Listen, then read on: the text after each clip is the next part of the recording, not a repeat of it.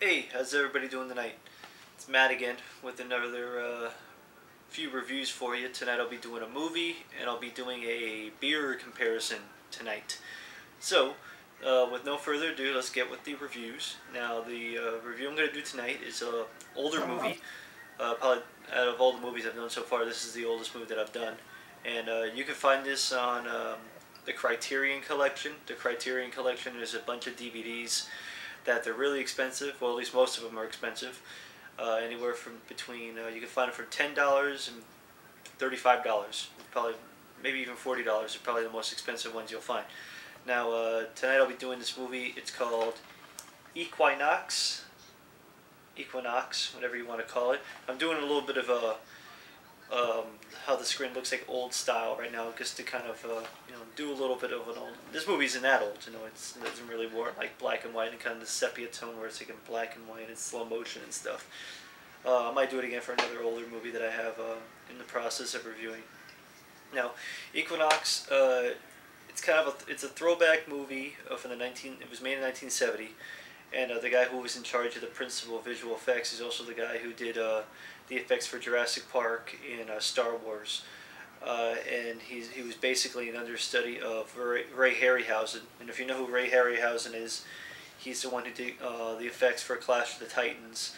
I guess all the other like the Greek mythology movies that were coming out. I guess Jason the Golden or Sinbad, I guess you could say, where he's fighting the skeletons and stuff like that. So it had a lot to do with the stop motion animation and the claymation and those type of effects. Long and short of the movie is that these people that go into the woods and it's kind of a Scooby-Doo type of thing. They're meddling kids who get involved and they get way over their head in trying to figure out a mystery about a missing professor whose house is destroyed. And they find this book, and it's a book of evil. And the Book of Evil unleashes these monsters and basically kills everybody except one person, and he's the last person to kind of tell the tale. So the movie's kind of told that they find this person, and then it's told in a flashback, one giant flashback. The movie's great if you're a young filmmaker and you want to know how to make a $65,000 movie about something, because that's how much this movie really costs, about $6,500. And you can see why a lot of people like George Lucas or anybody who was like a fledgling filmmaker in the early 1970s, maybe even late 60s, would get some, they would watch this movie and go, hey, I can do that. And that's what I'm trying to say. Now, I want to compare this movie kind of to Evil Dead a little bit, because it has a lot to do with a book containing evil, and then maybe not people being possessed. Well, there is one person who's possessed by the book, but that's aside from the point. It's kind of a plot point. So I can kind of compare this to Evil Dead, and a lot of other movies that came out in the early 80s and stuff, and like late 70s, mid 70s, that were kind of just low budget little horror movies that people were trying to direct. Now, that's about it for Equinox. Out of 5, I got to give this movie 4. Just out of the fact that it's kind of a movie that would inspire a lot of people, and people would look at it and go, hey, that's a great movie that I can probably duplicate. So I'm just going to give it 4 based on its merit of being a movie that a lot of people would have imitated and would have given people inspiration. Now, very quick, because my time's running out on the camera, I'm going to compare 2 beers that I drank tonight. They're both stouts. I'm going to show you both the bottles. Now, first beer was Bell's Special Double Cream Stout.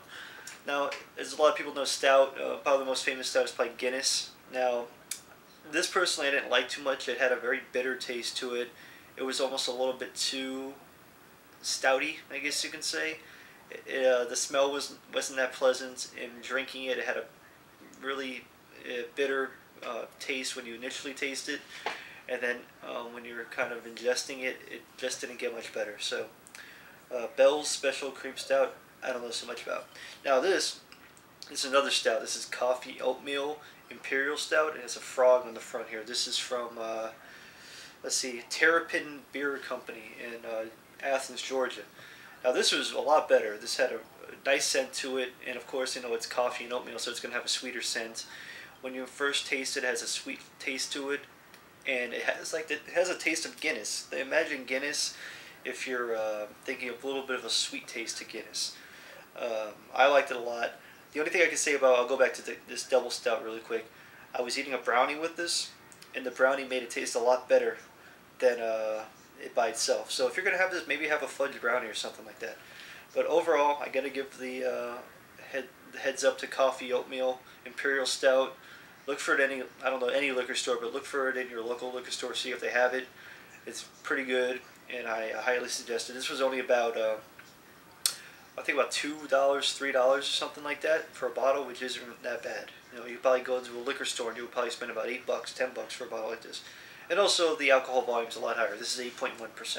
So have a few of these and you might probably get drunk and you'll have a big smile on your face after that. So that's about it for my movie Equinox and my 2 beers.